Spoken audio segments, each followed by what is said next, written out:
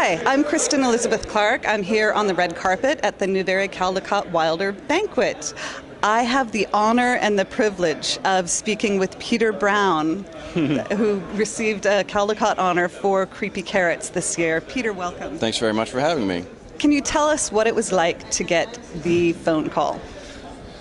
Wow, well, it was a real surprise. I mean, as I said when I answered the phone when I was speaking to the committee, it was not even on my radar. So I slept very well the night before. I was not nervous in the slightest because I just wasn't even thinking about it. I woke up that morning like I usually do, drinking coffee, reading in my living room, and the phone rang and it said Seattle was calling, and I thought that was weird because it was 6 o'clock in the morning in Seattle. And I didn't know who it was, so I just answered the phone, and then I heard the sound of a group of giggling librarians, which I like to say is a sound I've become very familiar with over the years. And I knew something was up at that point, and then I heard Sandy on the phone say, "Is this Peter Brown?" And I said, "Yes." And she said, "This is the Caldecott Committee, and we're calling to tell you that Creepy Carrots has won a Caldecott honor." And I was just like, "What?" I did not believe it. I almost tried to talk him out of it. I was like, "Are you sure?" I'm so glad you didn't. Yeah, me too. At that point, I was like, all right, I'm going to stop right now because maybe I'll convince them.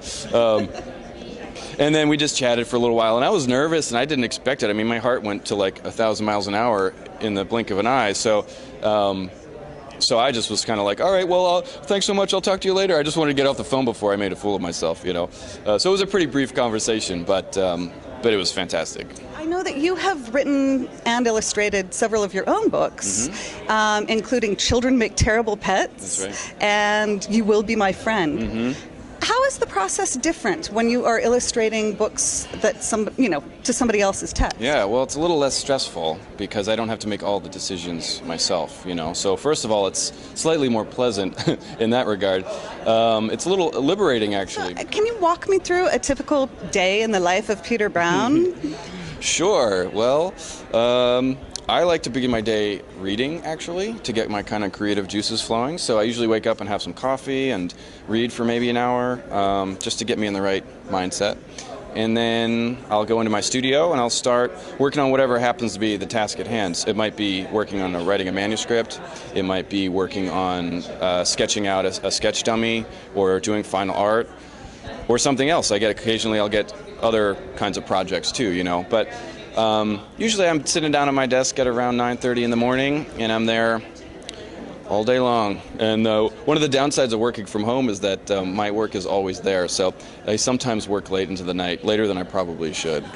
But I love my work. So is there a soundtrack that you like to listen to? Do you change it up project by project? Yeah, well, when I'm writing, I can't listen to any music with any lyrics because the words will distract me. So I end up listening to a lot of jazz and classical music when I'm working on the writing part of a project. When I'm illustrating or drawing, then it's kind of open anything. So I listen to a lot of like public radio, or I'll listen to all kinds of different music, not just music without words. Sometimes I'll have movies playing in the background, I get inspiration from all different kinds of things, and when I get stuck, I like to put on like a Miyazaki Japanese animated film just to kind of like help my gears and my brain turn. One final question that we're asking all of our guests here on the red carpet.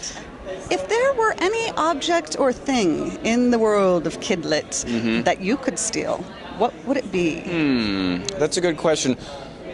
If I could steal anything from the world of children's literature, it might be the turtle at the end of How Little Laurie Got to Times Square by Maurice Sendak, illustrated by Maurice Sendak, because I love the idea that in this seemingly realistic world, there was this talking turtle that just told a boy to hop on the back of his shell and he was going to take him for a ride. And I think it'd be pretty cool to have my own talking turtle that could just take me around to places. So, yeah, that's where I'm going with, a talking turtle.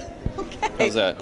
That's fabulous. And Thank Peter you. Brown, it was such an honor and a privilege to talk to you. Thank Cool. you so much. Thank you.